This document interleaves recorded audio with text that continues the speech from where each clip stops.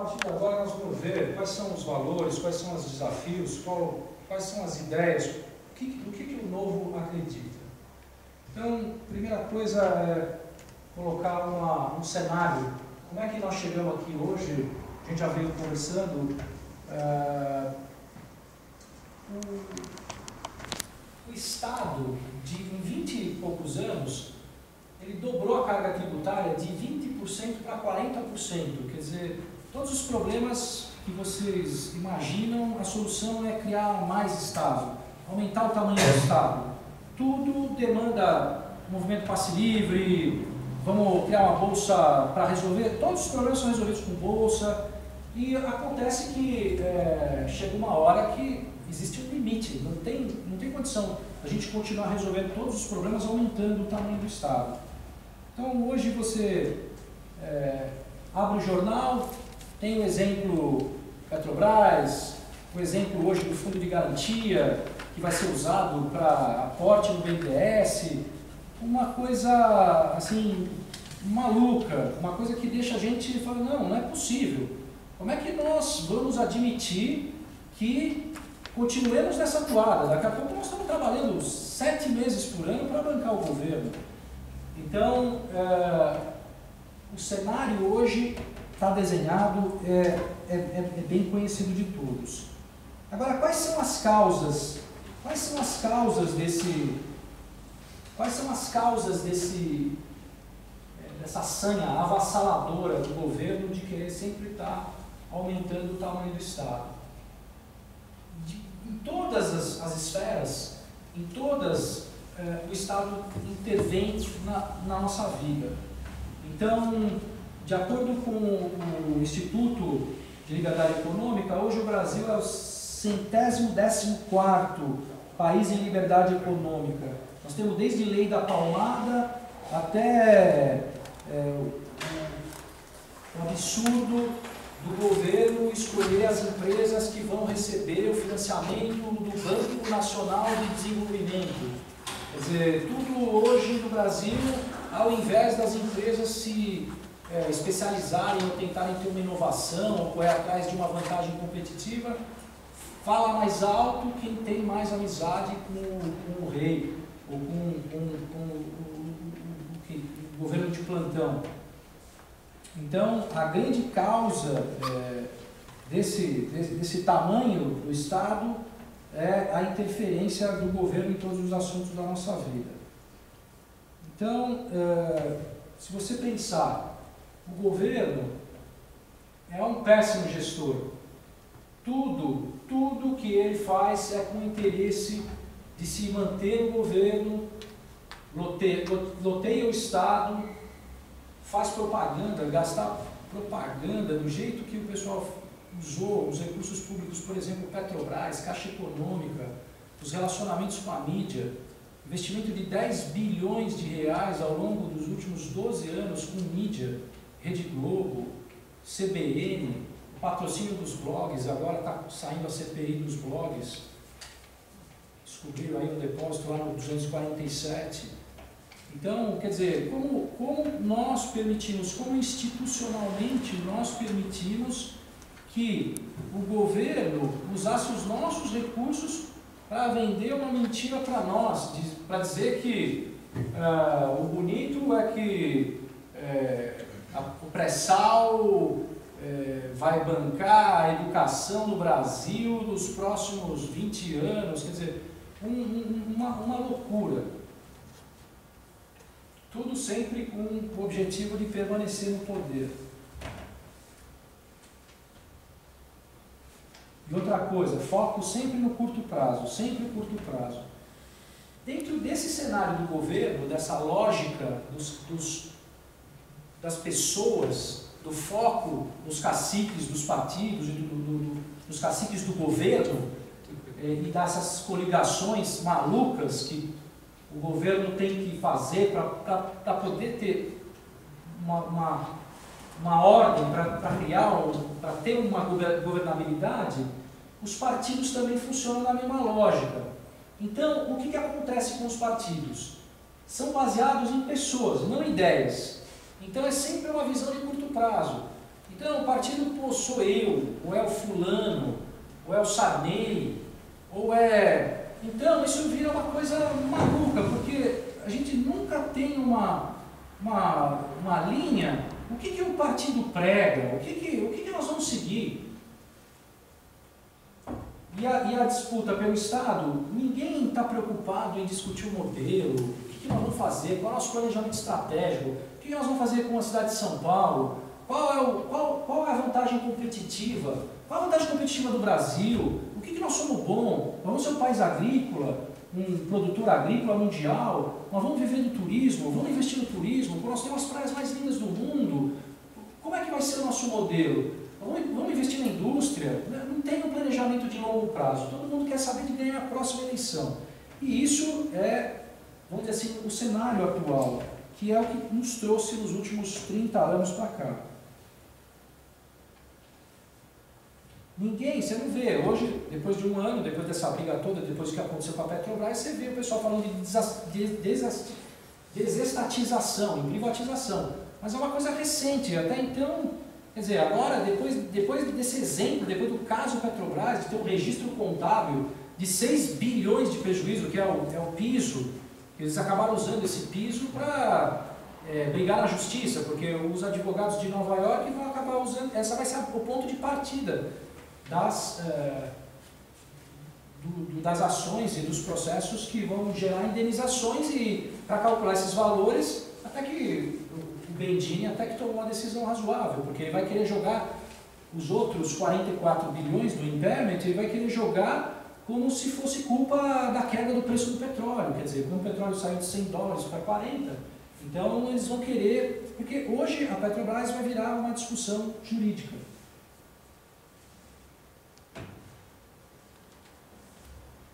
Com relação à população, a indignação só cresce, todo mundo quer mudança, como a gente estava conversando, as pessoas têm vontade de participar, mas às vezes não identificam qual é o canal, e todo mundo se sente como não representado, uma baixa representatividade. Não sei se vocês viram a palestra a entrevista do Rogério Schecker no Roda Viva? Vocês chegaram a ver? Quer dizer, você vê quando um rapaz como aquele, que é um profissional liberal, não sei o que ele... Mas ele teve lá a iniciativa do movimento, um rapaz articulado, foi falar tudo, assim, tudo tem lógica. Ele é engenheiro? Então, tudo com lógica, tudo que todos nós pensamos, quer dizer, ele fala coisas que para todo mundo é muito simples, quer dizer, o que nós queremos? Nós queremos que as pessoas tratem as coisas corretamente, que todos valorizem as coisas corretas. E não tem muita, não é uma coisa muito difícil, né?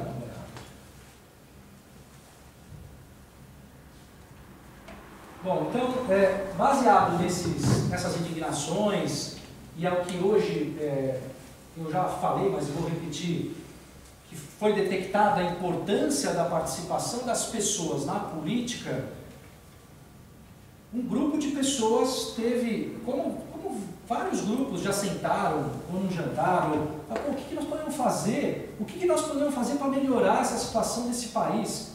E esse grupo começou a pensar em soluções. Em 2009, então eles tiveram a primeira ideia de criar um grupo para ajudar na gestão pública, onde o João Dionísio Amoedo, o Roberto Mota, mas eram 181 pessoas, e eles resolveram fundar o partido. Na verdade, a ideia era sair da indignação para partir para a ação. A indignação, quer dizer, não precisa ter muito esforço para dar 20, 30 exemplos. Toda essa carga tributária, todos os serviços ruins, nós temos escola particular, a gente paga imposto, não podemos contar com a escola pública, a saúde pública não podemos contar, cada um tem que ter seu plano de saúde, a segurança a gente não pode contar, porque você hoje sai de casa, você fala, pô, eu vou para tal lugar, eu não sei se meu vidro está meio aberto, essa rua é meio suspeita. Então, essa coisa de você estar todos nós, velho, o mesmo sentimento, quer dizer, na verdade, a gente gostaria de morar num país que a gente pudesse sair na rua com tranquilidade. Não é uma coisa, não é um desejo tão absurdo. Com relação às leis, o país da burocracia, o país das leis, quer dizer, quantas normas que a Receita solta. Outro dia, da coisa da declaração do imposto de renda, saiu uma notinha, acho que foi na Veja, ou foi no Valor, 3.200 normas dos últimos não sei quantos anos. Então, são coisas malucas, coisas que não agregam nada no nosso dia a dia, na nossa vida, e que a gente convive, e que chega uma hora que você fala, pelo amor de Deus, vamos parar com isso. Por que isso tem que ser assim? Então, essa indignação gerou uma motivação, e essa motivação está sendo transformada em ação. A motivação é essa: deixar um país melhor para as próximas gerações, para os nossos filhos. Porque para nós, assim, na velhice, né, vamos dizer, e para os nossos filhos, porque as alternativas todas que todo mundo conversa no dia a dia pô, você vai embora, vamos para onde? Vamos para Miami, vamos para Nova York, vamos lá no Canadá, ou vamos... Quantas pessoas que procuram um caminho de ir embora, simplesmente, aí outros falam assim, não, mas vai para o Canadá, é frio, nos Estados Unidos você vai trabalhar no subemprego, ou... Então fica aquela coisa que você está no seu país, mas a solução é pensar em ir embora, porque a gente não consegue ter uma tranquilidade aqui para desenvolver o país, para ter sossego, para criar os filhos, para depois criar os netos. Então, a motivação, na verdade, é essa. E mais, quer dizer, você imagina que com um partido, se nós conseguirmos interferir num desafio como esse, de melhorar o país para as próximas gerações, quer dizer, veja a importância de sair de casa para ajudar na causa.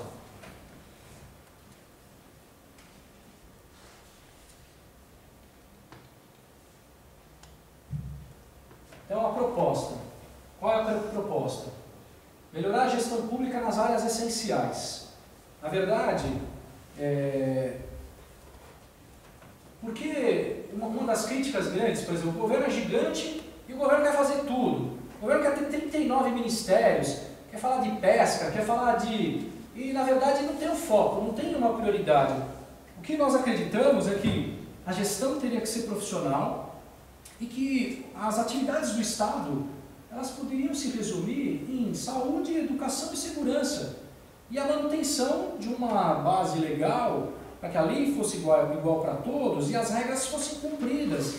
Você imagina que maravilha se as regras fossem cumpridas por todos igualmente. Não porque eu tenho o melhor relacionamento com o ministro, então eu tenho uma prerrogativa lá no tribunal das minhas assinaturas não serem... As minhas, como eu tenho relacionamento, as assinaturas não precisam ser com firma reconhecida, por exemplo. Ou, como eu tenho relacionamento, o que vale, a lei não vale, o que vale são os amigos.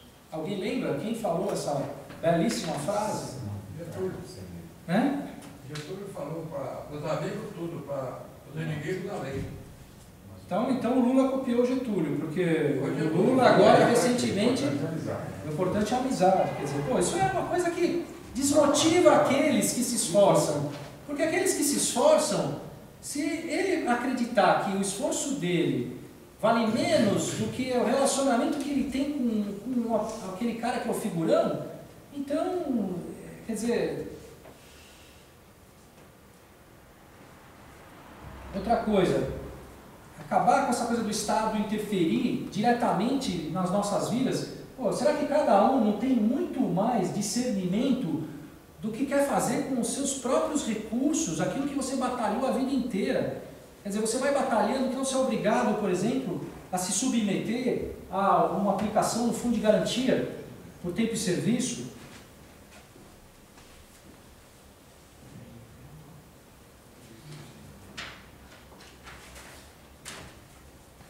Então nós chegamos a uma conclusão. é impossível mudar esse quadro sem participar do governo. Porque pelo Estado democrático de direito, quer dizer, existe uma lógica, o Congresso, a Câmara, os partidos, as instituições, o judiciário, não é possível, nós não vamos poder fazer a gestão do país a partir dos movimentos de rua. Quer dizer, a cada desejo que nós tivermos, a gente vai precisar ir para a Paulista ou fazer uma manifestação para exigir aquelas coisas que a gente acha que são corretas. Não, na verdade, os partidos políticos foram criados para isso, para nos representar. Então, qual foi a conclusão desse grupo de pessoas? Pô, vamos montar um partido. Mas é muito sentido. Só que um partido com um modelo novo. Não igual aos partidos que já existiam. Porque para montar um partido igual aos partidos que já existiam, não fazia o menor sentido. Então você entrava num outro partido. Então, os caminhos de, por exemplo, criar uma organização não governamental, manifestação, essas coisas você não consegue transformá-las em eficácia, em eficiência. Então, para atuar a partir das instituições democráticas é que foi criado um novo, que é, na verdade, uma ferramenta que o cidadão vai poder utilizar se sentir representado pelo partido para que me represente dentro das discussões de congresso, de governo.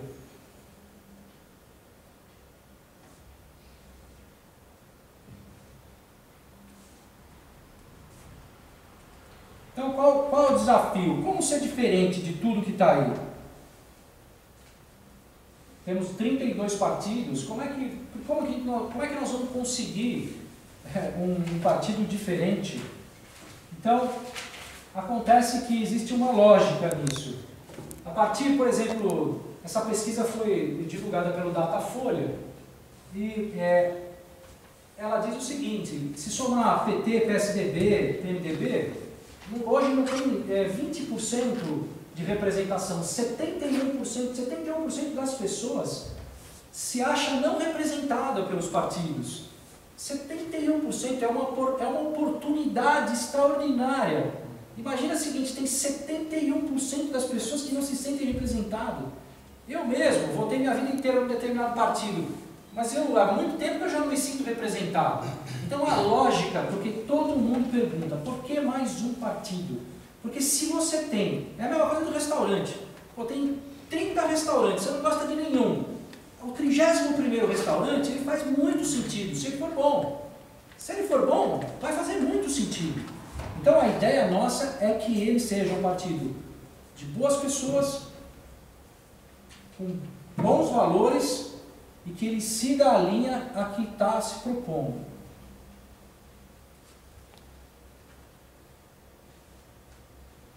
A partir daí, qual é a proposta? Ao invés de criar os partidos como os que já são existentes, que são partidos de caciques, a ideia é que nós sejamos um partido de ideias. Ideias que serão a base do alinhamento de todos os participantes. Então, por exemplo, se o sujeito vai participar de uma eleição, ele tem que assinar um termo com o partido que ele está de acordo com as ideias. Essa é uma das diferenças. Nós temos basicamente algumas diferenças e eu vou tocar em uma aqui. Então, por exemplo, no partido, a gestão tem que ser diferente. A gestão tem que ser diferente do mandato. Quer dizer, não pode acontecer um caso como acontece hoje no PSDB, que o sujeito é presidente do partido e ele é o candidato. Porque fica uma coisa que você não tem a governança. Quer dizer, na verdade o partido também tem como uma atribuição fiscalizar o candidato, para saber se ele está seguindo o que está planejado, o que foi combinado, porque senão o partido perde o sentido, quer dizer, ele tem uma vida curta.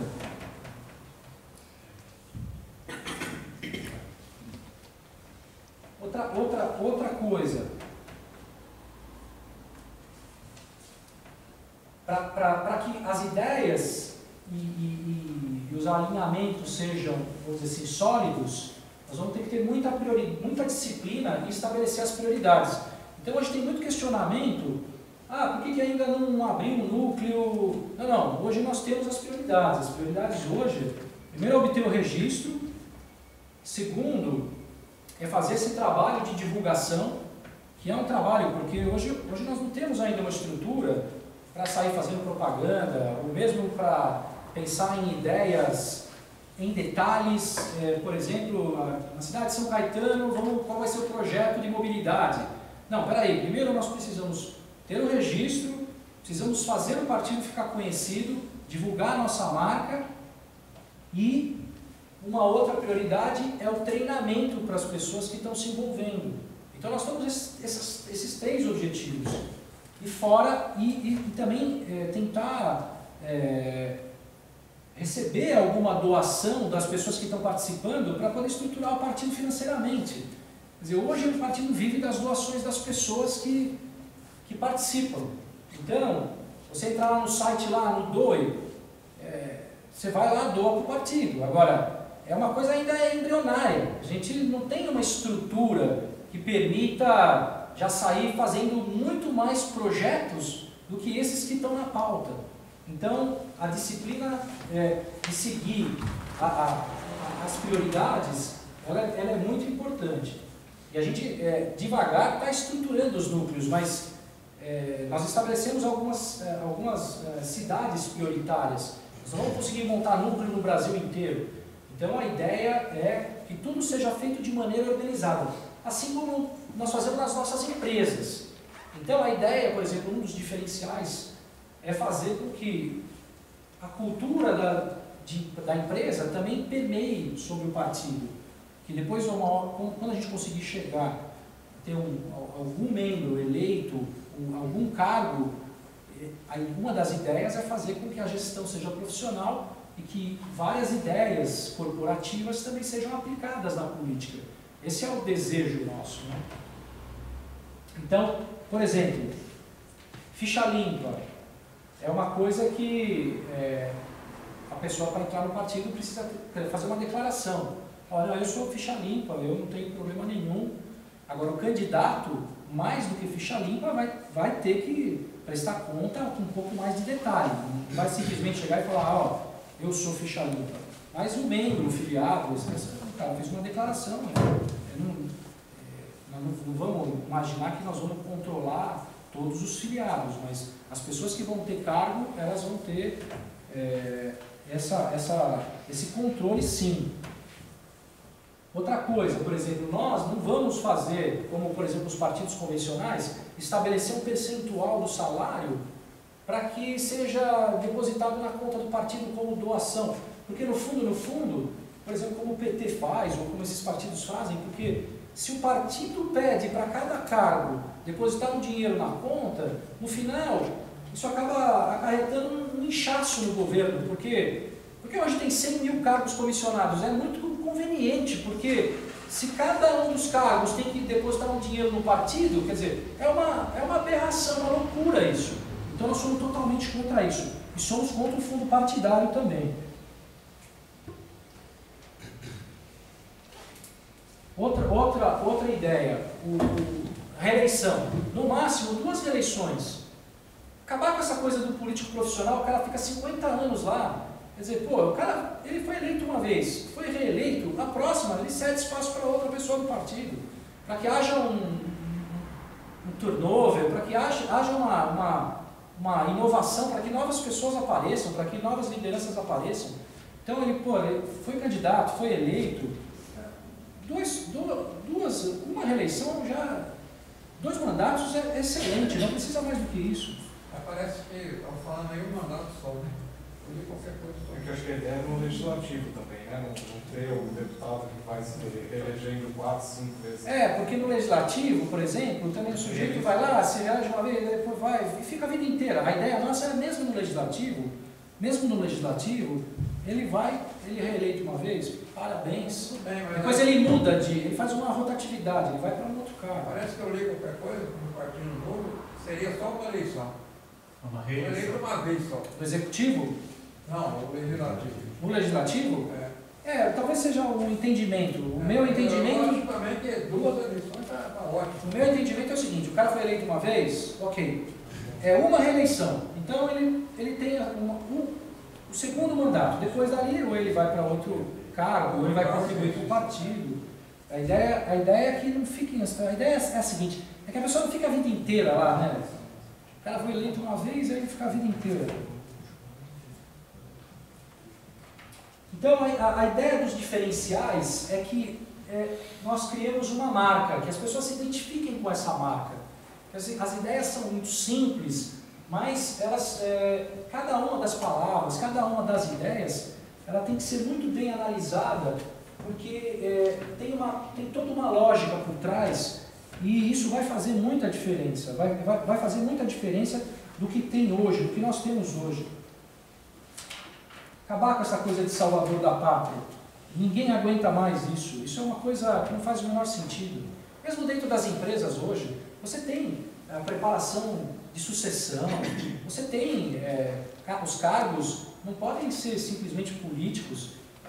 Você pega um exemplo desse da Petrobras, você imagina, porque nós temos que fazer um governo de coalizão, então nós vamos entregar uma diretoria para um cara do partido do PP. Quer dizer, isso é uma coisa que nós precisamos salvar muito bem essa experiência, que custou muito caro para nós. Então, essa experiência da Petrobras, por exemplo, a gente tem que usar isso, porque daqui para frente nós temos que mudar essa realidade. Nós vamos acabar com isso. Não podemos mais admitir que, por exemplo, a pessoa vai ser presidente da Eletronorte e seja um cara que não tem a menor ligação com o setor, ou vai ser o presidente da Previ e o cara não conhece nada sobre fundos de pensão, o cara não entende nada de previdência. A nossa ideia é a gente está muito focado em gestão profissional. Gestão profissional, compliance, governança corporativa, essa é a ideia. O que vai orientar as nossas ações e as nossas propostas? A ideia é que a gente perca muito tempo planejando, projetando, discutindo, para quando formos a campo, as ideias estarem bem consolidadas entre os participantes, todo mundo está muito firme, porque nós não podemos errar. Nós temos uma responsabilidade muito grande e o que vai orientar é o planejamento e a organização. A obediência dos princípios que a gente está pregando vai ser o norte nosso no longuíssimo prazo, essa é a ideia. Então, vamos falar um pouco dos nossos valores. Então, nada que o Estado fornece é gratuito. Amanhã, nós vamos ter uma palestra do Paulo Rabelo de Castro, falando sobre o livro do mito do governo grátis. O conceito é o seguinte, você pegar alguns países para entender o governo grátis, a Rússia, a Argentina, a Grécia, Cuba, é tudo de graça. Sempre, a Venezuela, sempre você acha que tem alguém que vai pagar a tua passagem de ônibus, ou alguém que vai pagar a sua consulta médica. E você vai descobrir, contabilmente, que chega uma hora que o dinheiro acaba. E aí o socialismo acaba quando acaba o dinheiro dos outros. Então, todo mundo quer viver às custas do Estado, mas todo mundo esquece que o Estado vive às custas de todos.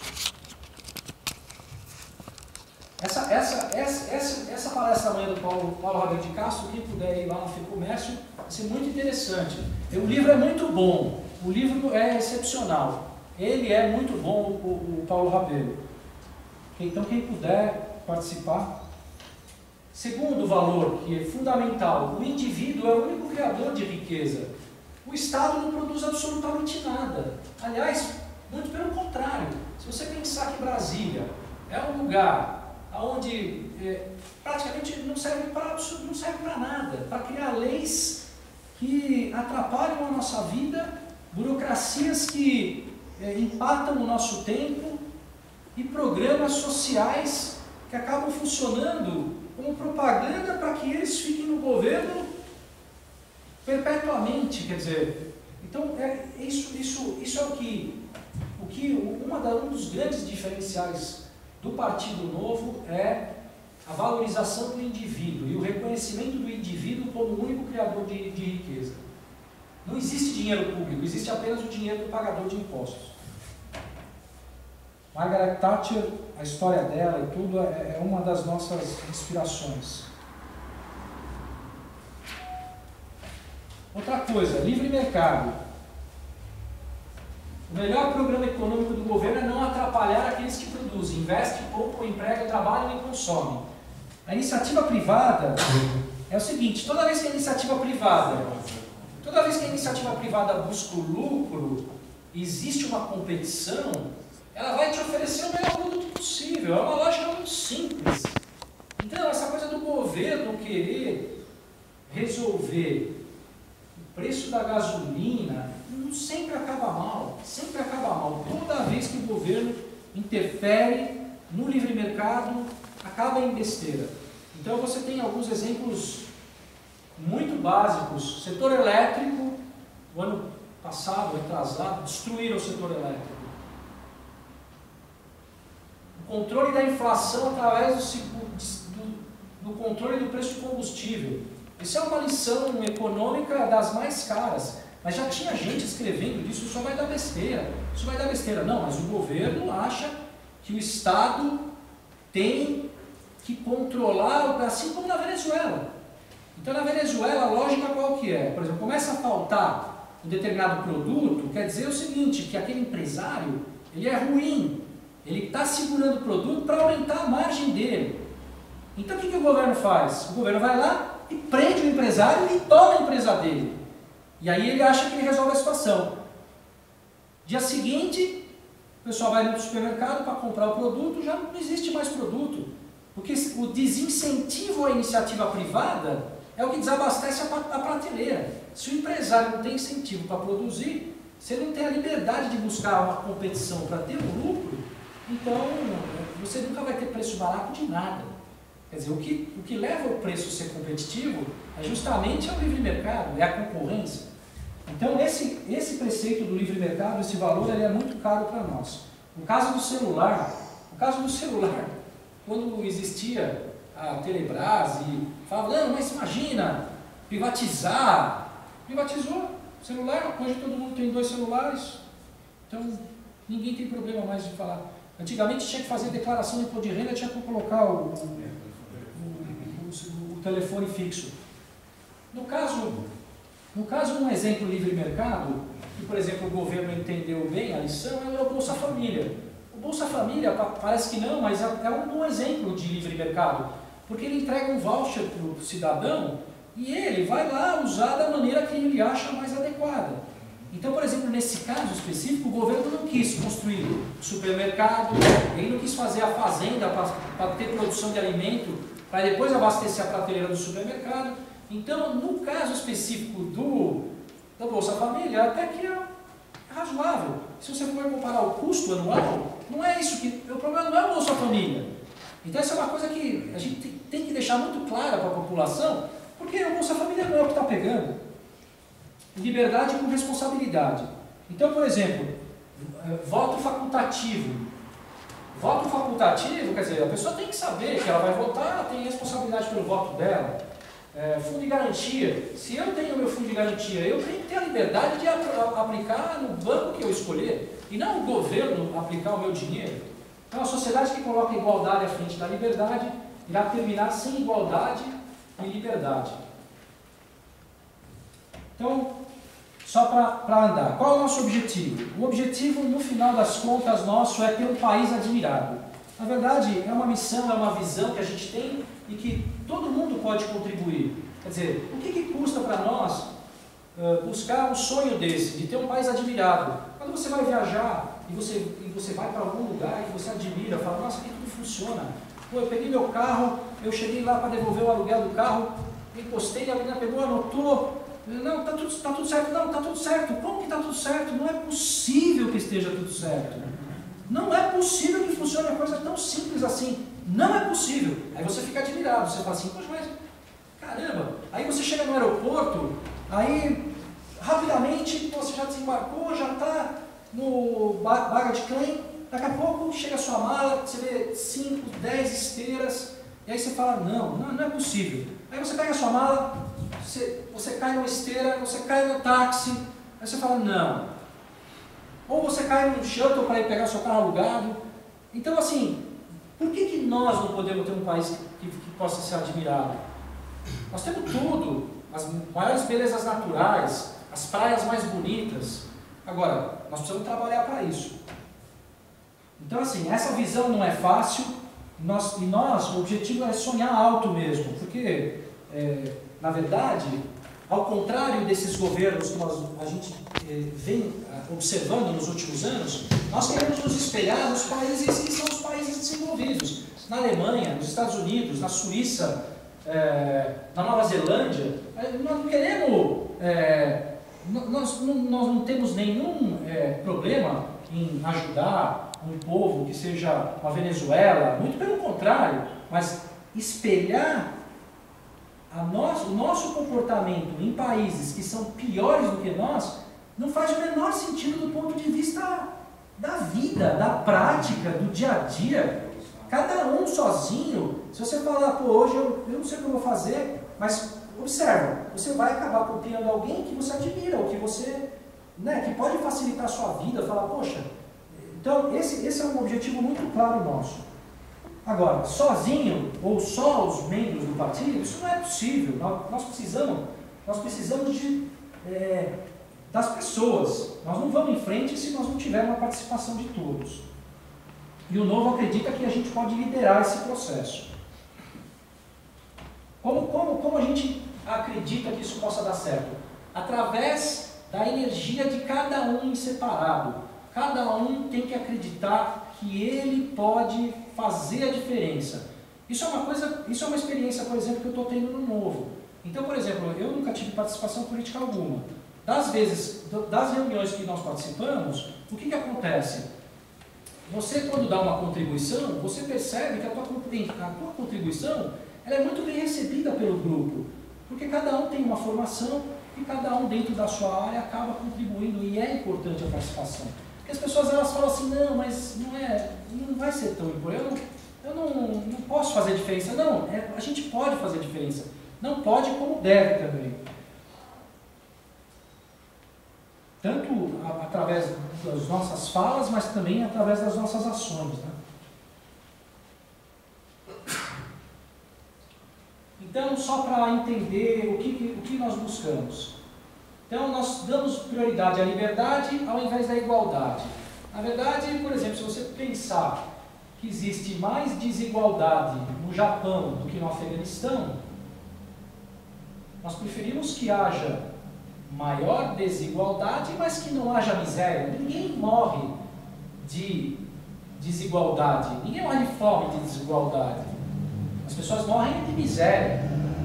Então, nós achamos muito mais importante a liberdade do que a igualdade. A Nova Zelândia tem muito mais desigualdade do que no Sudão. Ou a Itália tem muito mais desigualdade do que na Tanzânia. Então, na verdade, esse conceito de igualdade, essa coisa da igualdade,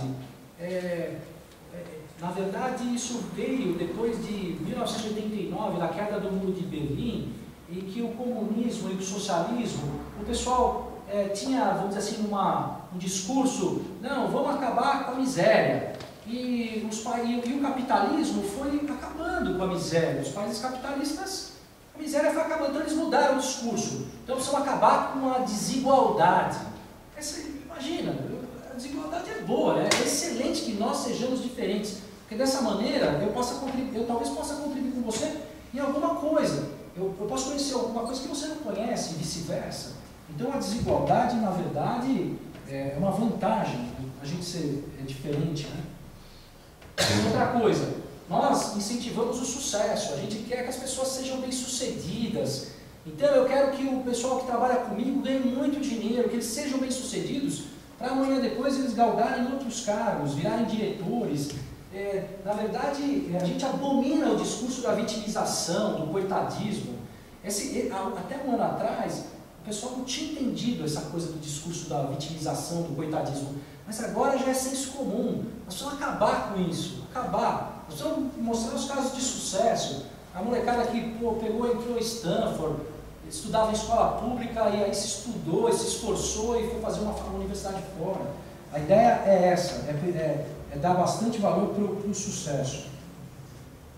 E outro, no final, são os direitos contra privilégios. A gente abomina os privilégios, a gente dá valor para os direitos. Quem dera as leis fossem iguais para todos, né? Então, a ideia é a seguinte: o que mudar? O que nós precisamos mudar?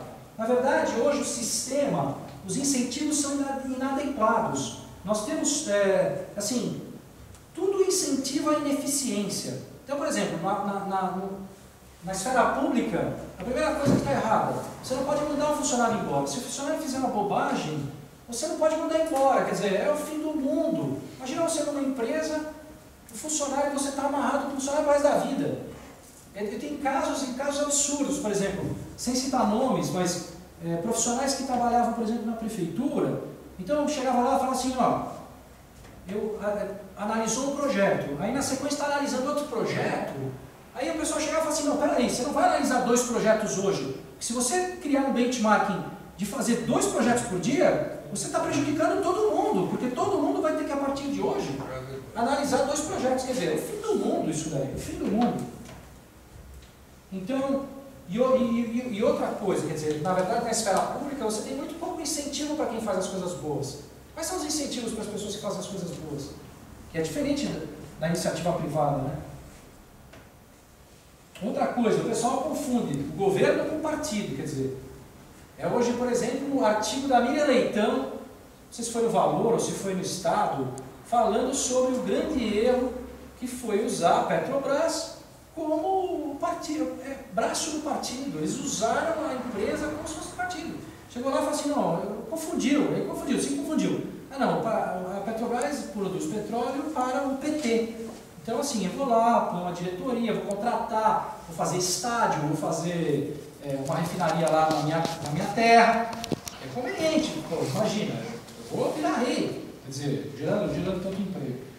Então, a verdade é o seguinte, o que nós precisamos fazer? Esse slide é um slide bem importante, que é um resumão do que nós precisamos fazer. Então é o seguinte, para começar, nós precisamos de uma mudança cultural.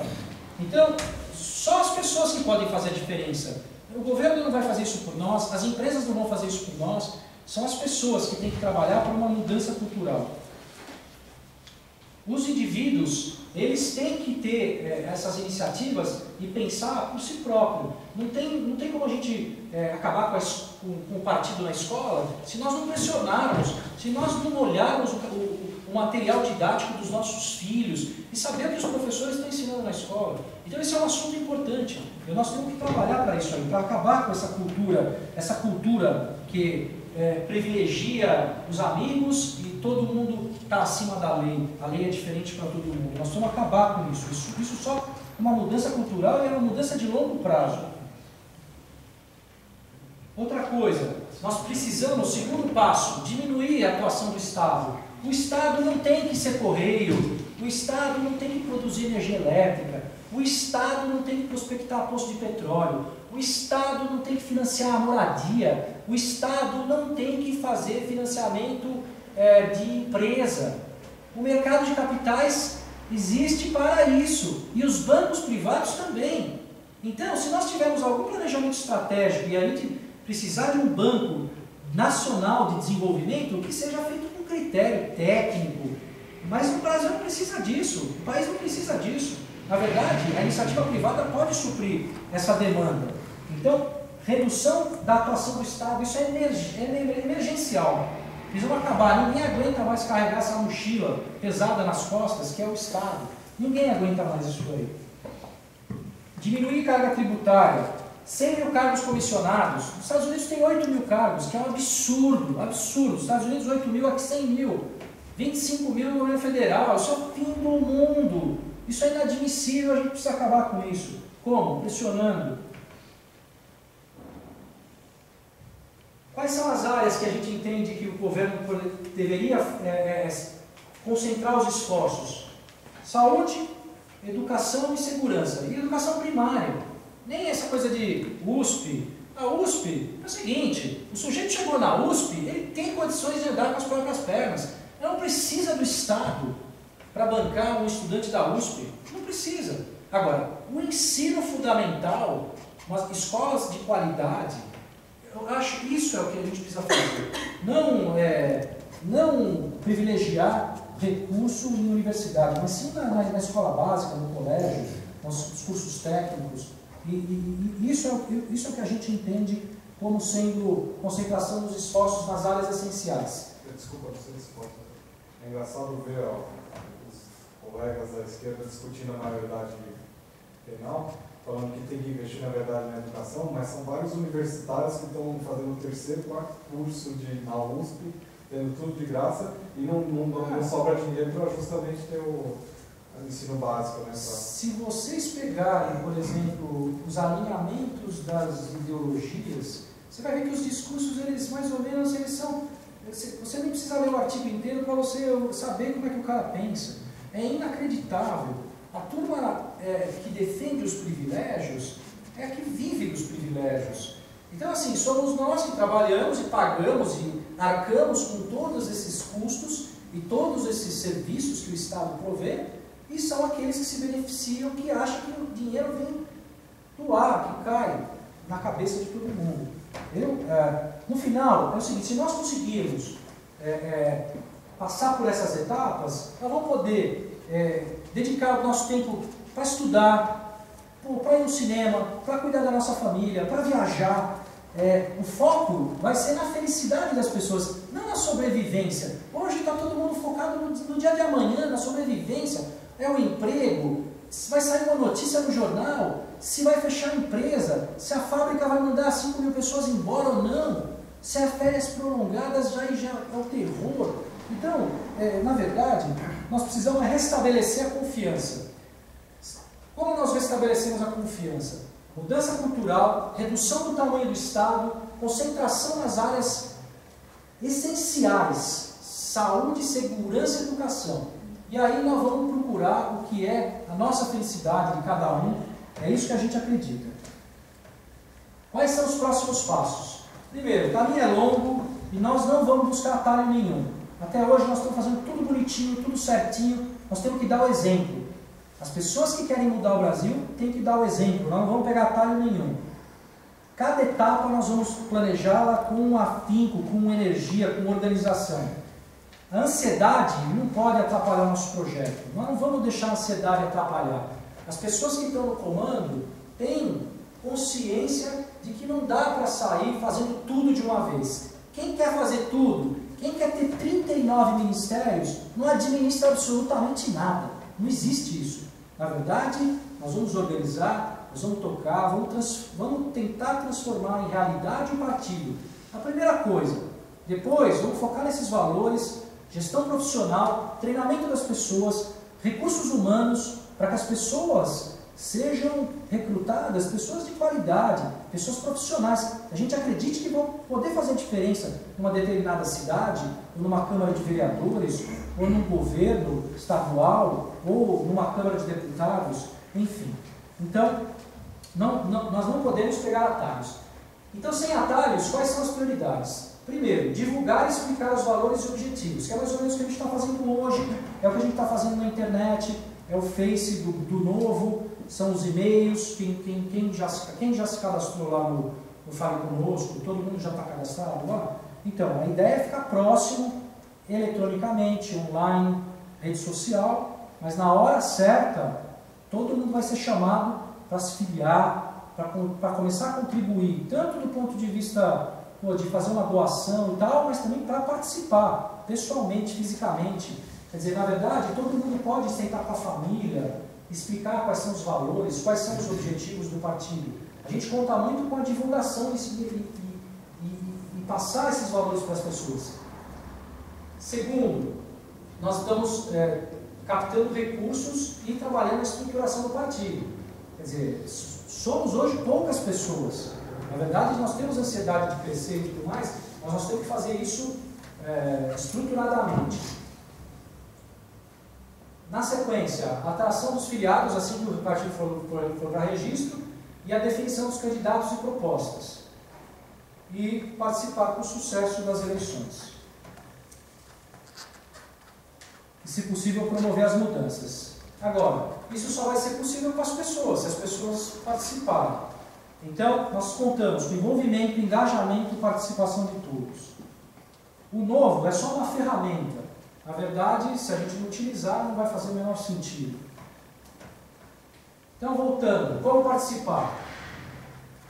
Divulgação do novo na internet, redes sociais, doações, filiações a partir do registro. Aqui tem o site.